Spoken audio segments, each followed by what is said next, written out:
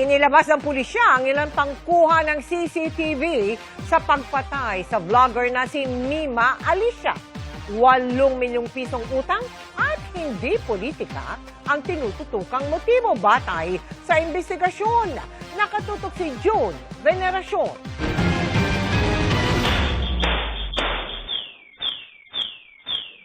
Walong putok ng baril ang bumasag sa katahimikan ng isang subdivision sa Caloocan City pasado alas 3 ng madaling araw noong July 17.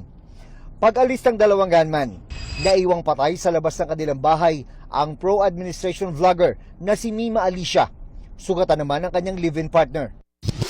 Sa backtracking ng mga CCTV video ay nakilala ng mga pulis ang dalawang suspect na nakuha ng pumarada sa isang lugawan 1:43 AM noong July 17. 1:47 AM nang mahagip ng CCTV ang mukha nila habang umu-order ng pagkain. 2:28 AM, pinapatungan na nila ng ibang kulay na damit ang kanilang mga suot.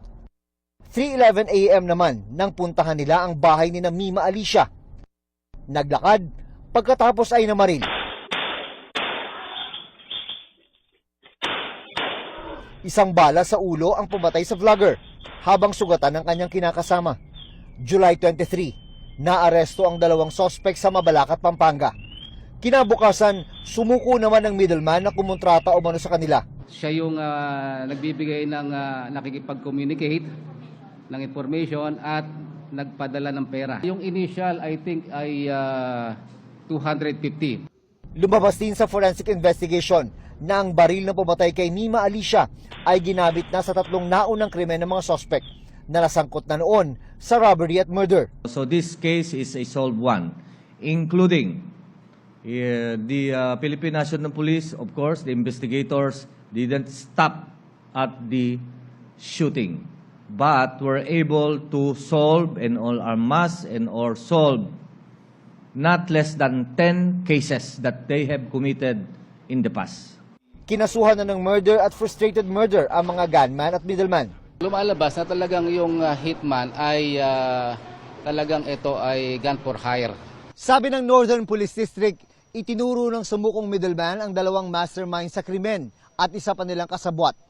Nananatiling at large ang 3, pero sinampahan na rin daw sila ng reklamo. Pero isinantabi ng Philippine National Police ang anggulong may kinalaman ang pamamasdang sa mga political commentary ni Mima Alicia. 8 milyong pisong utang ni Mima Alicia sa mag-partner na mastermind ang tinututukang anggulo. Meron kasi silang mga business engagement, no? Kaya itong ang possible motive talaga ay personal.